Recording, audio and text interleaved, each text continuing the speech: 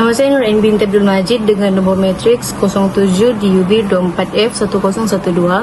Jadi saya akan membentangkan tentang agensi kewangan dari aspek pengenalan dan juga peranan. Jadi agensi kewangan dalam negeri Sabah ialah institusi yang mengurus, menyalur dan mengawal sumber kewangan bagi menyokong pembangunan ekonomi serta kesejahteraan rakyat. Ia merangkumi bank, koperasi, institusi mikrokredit dan badan kerajaan berkaitan kewangan. Itu adalah pengenalan. Berikutnya adalah peranan. Yang pertama adalah menyediakan pinjaman dan pembiayaan kepada keusahawanan PKS, petani, nelayan dan individu. Yang kedua adalah menyokong pembangunan ekonomi negara melalui projek strategik. Yang ketiga adalah membantu meningkatkan taraf hidup rakyat, terutama golongan B40 dan luar bandar. Seterusnya yang keempat adalah menggalakkan budaya menabung, insurans dan pelaburan. Serta yang terakhir merupakan melaksanakan dasar kewangan kerajaan negeri dan persekutuan. Itu saja, terima kasih. Saya Nur Aziza binti Darwis, 07 DUB 24F1007. Hari ini saya ingin membentangkan tentang kelebihan agensi keuangan. Yang pertama adalah keselamatan dan kestabilan, di mana institusi perbankan dan insurans yang dikawal selia berada di bawah pemantauan badan kawal selia seperti Bank Negara Malaysia. Ini menjamin kestabilan sistem keuangan serta melindungi kepentingan pengguna, sebagai contoh melalui Perbadanan Insurans Deposit Malaysia (PIDM). Seterusnya adalah kemudahan dan efisiensi, di mana ini menjadi perantara keuangan. Agensi-agensi ini memudahkan aliran dana antara penyimpan dan peminjam, di mana ia memastikan sistem ekonomi berjalan dengan lancar. Kemudahan perbankan digital, urus niaga tanpa tunai dan pembayaran bil juga dapat meningkatkan efisiensi. Yang seterusnya saya akan membentangkan kekurangan agensi keuangan ini. Yang pertama adalah risiko hutang dan beban keuangan. Walau bagaimanapun, kemudahan kredit adalah salah satu kelebihan, tetapi ia juga mewujudkan risiko hutang. Pengambilan pinjaman atau kredit yang berlebihan, terutamanya bagi individu dan PKNS, boleh menyebabkan beban hutang dengan jangka masa yang panjang dan masalah aliran tunai sekiranya perancangan kewangan tidak diurus dengan baik. Seterusnya adalah had dan skop terhad, di mana agensi kerajaan selalu mempunyai had pinjaman yang terhad yang mungkin tidak cukup untuk keperluan pembangunan perniagaan yang lebih besar. Ini memaksa syarikat mencari pembiayaan berulang kali atau melalui sumber yang lain. Sekian dan terima kasih. Salam sejahtera, saya Saudara Izam bin Soni, nombor matriks 07 DUB 24F1005. Saya akan membentangkan tentang agensi latihan, support system daripada agensi latihan. Agensi latihan ni ialah sokongan penting untuk usahawan Sabah. Ia membantu meningkatkan ilmu, kemahiran dan keyakinan usahawan tempatan. Kemudian memberikan fokus kepada latihan teknikal, keusahawanan, pemasaran digital dan pembangunan komuniti. Okay. Seterusnya, peranan utama agensi latihan. Pertama, ianya memberi asas pengurusan perniagaan dan keuangan. Yang kedua, membentuk minda usahawan. Contohnya berani mengambil risiko, inovatif dan berdikari. Kemudian dapat membentuk minda usahawan. Kemudian menyediakan model khas untuk industri Sabah seperti pertanian, pelancongan, makanan dan kraft tangan. Dan terakhir, mewujudkan rangkaian antara usahawan Sabah dengan pembeli, pelabur dan pengusaha luar. Contoh agensi latihan di Sabah, yang pertama Mara Sabah, kursus keusahawanan, latihan TVET dan pinjaman usahawan. Itu yang dilakukan di dalam sana lah. Yang kedua SME Corp Sabah. Di sana dia melatih seperti pembangunan kapasiti PKS dan khidmat nasihat. Yang ketiga Iksen,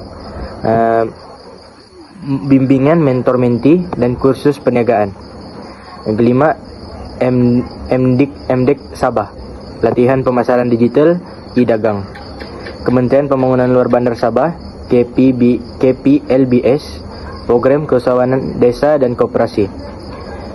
Seterusnya, Jabatan Pembangunan Sumber Manusia JPSM Sabah membukakan latihan teknikal dan vokasional. Yang terakhir, Pusat Kraftangan Sabah Keningau di Keningau yang mengadakan latihan industri kraftangan dan seni tempatan. Seterusnya kita kepada rakan saya Muhammad Fazrin. Saya Muhammad Fazrin bin Lababa 07 DUB 24F 1031. Saya akan terangkan tentang kelebihan agensi latihan Sabah. Yang pertama, membantu usahawan luar bandar memulakan perniagaan. Seterusnya, menyokong pembangunan sektor utama Sabah seperti pertanian, perikanan, pelancongan dan kraftangan. Selain itu juga memberi peluang pensijil dan sokongan modal selepas latihan adalah satu kelebihan agensi latihan Sabah. Dan akhir sekali, meningkatkan daya saing usaha Sabah di pasaran Malaysia dan antarabangsa. Seterusnya, cabaran di Sabah untuk agensi latihan, yaitu yang pertama, kekurangan kesedaran tentang peluang latihan dan kalangan belia desa. Yang kedua, masalah capaian internet dan kemudahan logistik di kawasan pedalaman. Yang ketiga, penglibatan usahawan kadang tidak konsisten selepas habis kursus. Yang keempat, penglibatan usahawan kadang tidak konsisten selepas habis kursus. Yang kelima, kurang tenaga pengajar dan jurulatih mahir di daerah luar bandar.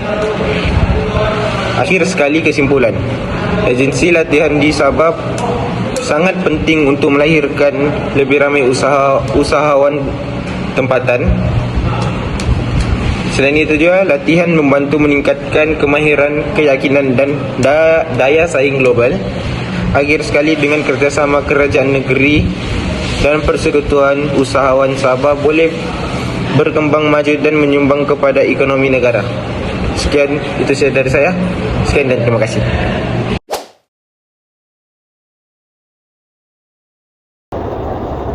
Nama saya Tunjuan bin Eprem. Nombor metik saya 07 DUB 1027. Hari ini saya akan membentangkan mengenai agensi-agensi nasihat perniagaan yang terdapat di Kota Kinabalu, Sabah. Agensi ini berperanan membantu usahawan dan syarikat kecil serta sederhana untuk berkembang, mendapat bimbingan serta mengakses peluang pelaburan. Perniagaan di Sabah, khususnya di Kota Kinabalu, memerlukan sokongan dan bimbingan daripada pelbagai pihak. Disebabkan itu, kerajaan negeri, persekutuan serta organisasi bukan kerajaan telah menubuhkan beberapa agensi bagi memberi khidmat nasihat, latihan serta bantuan kewangan kepada para usahawan. Agensi pertama ialah SME Corp Malaysia. Di Kota Kinabalu, SME Corp memberi khidmat nasihat kepada perusahaan mikro, kecil dan sederhana atau PMKS. Mereka menyediakan program pembangunan usahawan, kursus bimbingan serta peluang untuk mendapatkan geran dan pembiayaan daripada kerajaan. Assalamualaikum, nama saya Muhammad Kursani bin Muhammad Sufian. Nomor matriks 07 DUB 24F 1037. Saya akan membentangkan tentang agensi nasihat perniagaan di Kota Kinabalu. Seterusnya ialah SME Association of Sabah. Persatuan ini menjadi platform jaringan untuk para usahawan di mana mereka boleh berkongsi pengalaman, mendapatkan maklumat pasaran serta menghadiri seminar dan latihan. Ia sangat berguna untuk usahawan baru dan juga mereka yang ingin mengembangkan pasaran. Selain itu, terdapat juga agensi yang memberi tumpuan kepada pelaburan, iaitu Invest Sabah Berhad dan Sabah Economic Development and Investment Authority atau SEDIA. Kedua-dua agensi ini membantu pelabur dan usahawan memahami prosedur, memilih lokasi perniagaan yang sesuai serta memanfaatkan insentif pelaburan yang ditawarkan. Bagi golongan Bumi Putra, Majlis Amanah Rakyat atau MARA turut menyediakan skim pinjaman mudah, latihan perniagaan dan kemudahan premis. Selain itu, terdapat juga agensi lain seperti FAMA untuk sektor pertanian serta InScan yang memberi kursus keusahawanan. Agensi-agensi ini penting karena mereka bukan sahaja memberi sokongan keuangan, tetapi juga nasihat strategik, latihan, jaringan, perniagaan, dan peluang pasaran. Dengan adanya agensi ini, usahawan di Kota Kinabalu dapat meningkatkan daya saing dan memastikan perniagaan mereka lebih mampan. Kesimpulannya, agensi nasihat perniagaan di Kota Kinabalu memainkan peranan besar dalam membimbing usahawan dan membantu pertumbuhan ekonomi Sabah. Dengan memanfaatkan perkhidmatan mereka, usahawan bukan sahaja dapat mengukuhkan perniagaan, malah turut menyumbangkan kepada pembangunan negeri. Sekian, terima kasih. Nama saya Corey Trinity Jelson, nomor matriks 07 di UB24F1010. Saya akan menerangkan tentang khidmat marketing di Sabah. Terdapat berbagai agensi yang menawarkan khidmat pemasaran mengikut keperluan perniagaan. Contohnya, Talent Shop Sabah menyediakan perkhidmatan pengurusan selebriti dan influencer, aktiviti pemasaran acara serta pengiklanan. Seterusnya, Kais Empire yang berpusat di Kota Kinabalu menawarkan khidmat digital marketing, reka bentuk laman web, penghasilan video, serta latihan pemasaran. Selain itu, terdapat juga di MDC media yang memberi tumpuan kepada media bersepadu seperti influencer marketing, iklan luar, dan kandungan berjenama. Bagi pengiklanan luar, Eyeball Media merupakan antara syarikat utama di Sabah yang menyediakan papan iklan, LED, dan banner. Tidak ketinggalan, terdapat juga platform digital marketing Sabah yang menawarkan servis secara lebih fleksibel termasuk SEO, pengurusan media sosial, dan penulisan kandungan. Kesimpulannya, berbagai pilihan khidmat pemasaran boleh didapati di Sabah, semua ada dalam bentuk digital, tradisional, atau gabungan kedua-duanya.